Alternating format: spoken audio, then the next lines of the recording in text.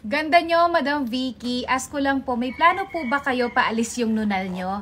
So, madami ako nababasa mga comments na ganyan. So, ayan, ngayon ko lang nabigyan ng time or naisipan sagutin yung mga comments nyo tungkol sa aking nunal. Ayan. For sure, ito yung tinatanong yung nunal sa akin. Ito lang naman yung pinaka-visible, ang pinaka-obvious na nunal ko sa face ko. Wait lang, Madi, nahulog yung laruan mo.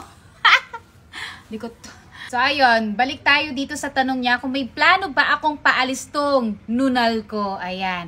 So, actually mga katropa, may plano akong paalis talaga tong nunal ko. Dati. Sumisigaw si Madi. Wait lang! Oh no, nasa kwarto kasi siya. Ano ba, masasagot ko pa ba tong tanong mo? No, wait lang. Ako yung nagbabalik. So, may plano po talaga akong paalis yung nunal ko noon. Lalo na nung bago kami magpakasal ni Josawa. Kasi nakaplano na talaga yon na 4 or 5 months before our wedding day, tanggal ko na to. Ang ano pa nun, ang procedure na gagawin sa alam ko nun ay parang papasuin or laser. Parang ganun, susunugin nila yung nunal ko. So, ayun. Kasi nga, feeling ko, malaking siyang, alam mo yun, parang merong something sa face ko na kinukuha ng nunal. Gets nyo ba ako? Parang gusto kong ibig ko sabihin, para pag nakita mo ako, mapapansin mo talaga tong nunal ko. Ganon. Kaya gusto ko sana siyang paalis no bago kami magpakasal. Para nga sa mga pictorial, sa video, wala na talagang nunal na makikita. Kasi parang ano pag nakita mo yung face ko, mapapansin mo agad yung nunal ko. Pero dito sa nunal ko mga katropa, hindi naman po ako nabully, hindi naman nila sinasabi na Nora Honor, Gloria Mapagal, wala naman gano'n na pambubuli. So, naging ano naman, tahimik naman yung buhay ko sa nunal to, sa nunal na to. So, ayun nga, balik tayo. So, hindi lang natuloy yon kasi pinag-isipan kong mabuti. Nagtanong-tanong po ako sa mga friends ko, sa mga kakilala ko talaga na worth it ba na paalis yung nunal ko? Kailangan ko bang paalis yung nunal ko? As in, nagtanong-tanong ako kung ano ang mag-say nila sa decision ko na yon. And then, mostly nasagot nila is, hindi na daw kailangan paalis yung nunal ko kasi hindi naman daw siya nakakapangit sa aura ko.